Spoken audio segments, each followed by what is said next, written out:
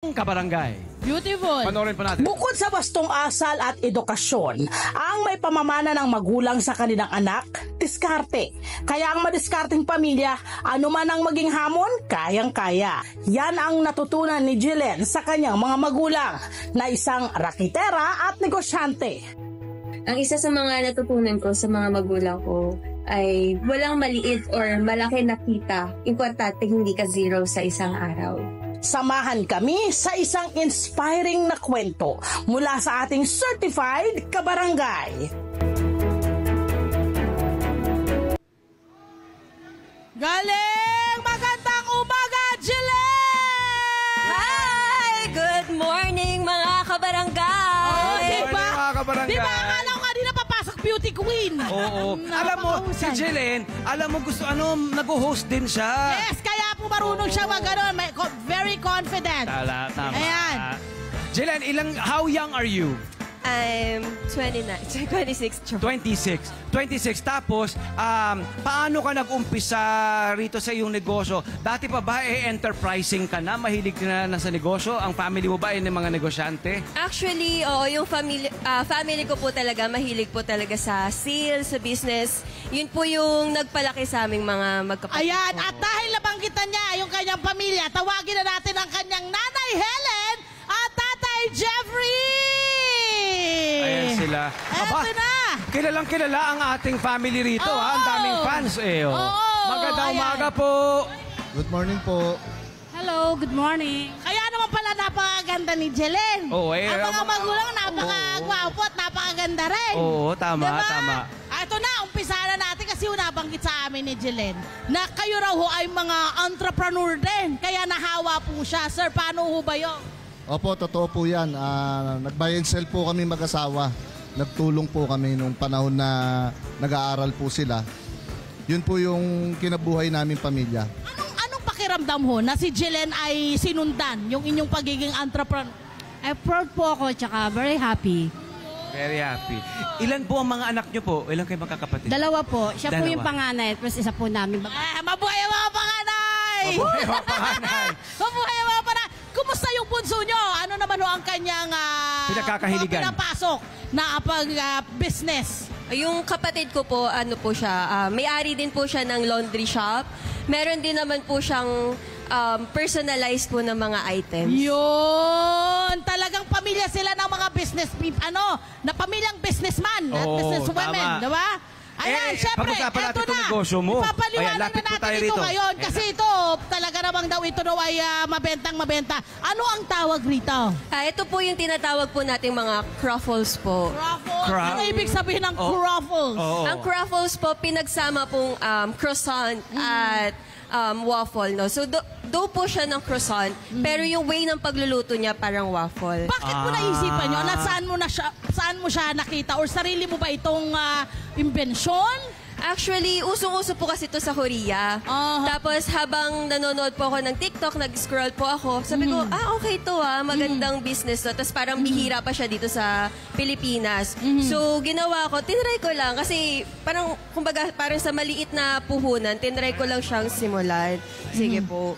Ayan, at anong mga flavors ang meron itong yung croffles? Actually, marami po Pero ito po yung ilan sa mga best-selling flavors ko po, no?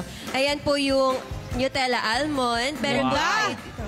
po Yes. Ito yung Nutella Nutella almond. almond. Next. Chocolate Almond. Ito po yung butter biscuit. Ang social ng mga ng mga ingredients. Patikim nga ng Ayan, butter oh, biscuit. Yan, ayan. tinatawag. Ayan, yan po talaga yung pinaka-best-selling sa lahat. Magkano natin binibenta to? Murang-mura lang po, no? Yan po ay nasa 100 pesos. Yeah, I like using my hands. So, Yes, lahat po ng product ko ay 100 and below. Yan. So, sino kadalasan ang iyong mga kliyente? Actually, mga online lang po talaga. Kaya nagulat din po ako na nag-boom po talaga siya. Parang kakasimula ko lang, tapos ang dami na rin pong nag-orders. May mga mo-order po galing sa mga opisina, yung mga nakatrabaho ko po. Meron din pong yung mga nakakakita lang po sa Facebook. Ganon, nagme-message po sila sa akin. Gusto po nilang matikman kasi nga po, kakaiba po siya. masarap. Totoo malambot. naman. Ang bida rito, yung kanyang Yung kanyang croissant at croissant waffle na dough. combination. Oo. Oo. Kasi Napakalambot. kung Aanuhin pa niya yan. Kung pwede niya rin prituhin yan para maging crunchy-crunchy. Tapos natalalagyan. Nagka-idea ka. Ano natin yan? Experiment natin yan. Pwede. Kumusta ang dating ngayon ng kita nitong iyong quaffles? Itong Croffles po, nakakagulat nga po, gaya po ng sabi ko kanina, no? Kasi malakas po siya, no? Hindi ko inaakala na parang sa isang araw, nakaka 30 to 40 May sales mga po ako. resellers ka na? May mga ganun na? May ilan Ino-offer po mo na? kumakausap sa akin na kung Yes. pwede daw ba nilang i-resell. Sabi ko, open naman siya for resells. And actually, nagbebenta rin ako ng mga frozen croissants. Napaka-enterprising. Yeah. Mga mami at daddy, paano niyo po naturuang o na-instill sa mga anak ang maging madiskarte sa trabaho, sa hanap buhay? Actually, nakikita po nila kung paano kami talaga Set by maghanap example. buhay po. Lead by example. Nakita nila kung paano kami kumita ng pera na parehas. Mahirap, di ba? Mahirap kumita. Nakita ng mga anak, ano?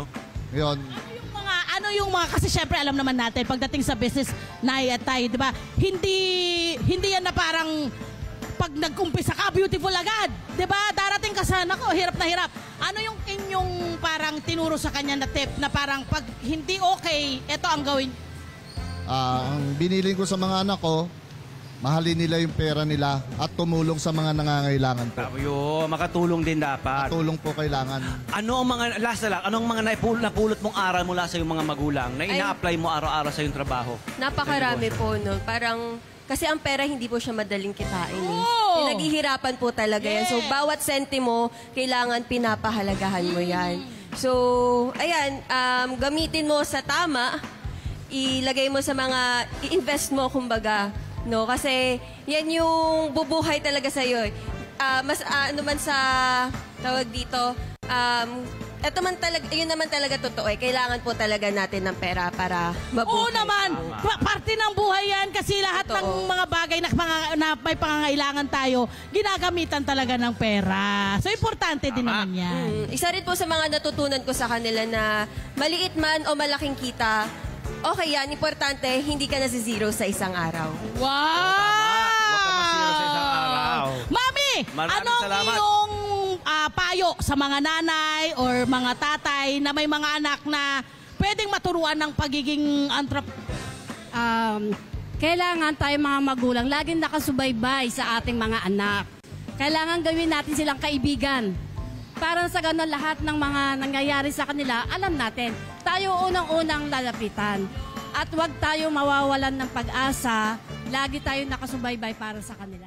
Hello po mga Kanet 25! Si Kuya Tony Pet po ito mula sa Love, Tony Pet and Everything. For more Love, Tony Pet and Everything updates, just click on our subscribe button and follow us on our Net25 social media pages at Net25 TV and at Net25 Entertainment Facebook. Magkita-kita po tayo!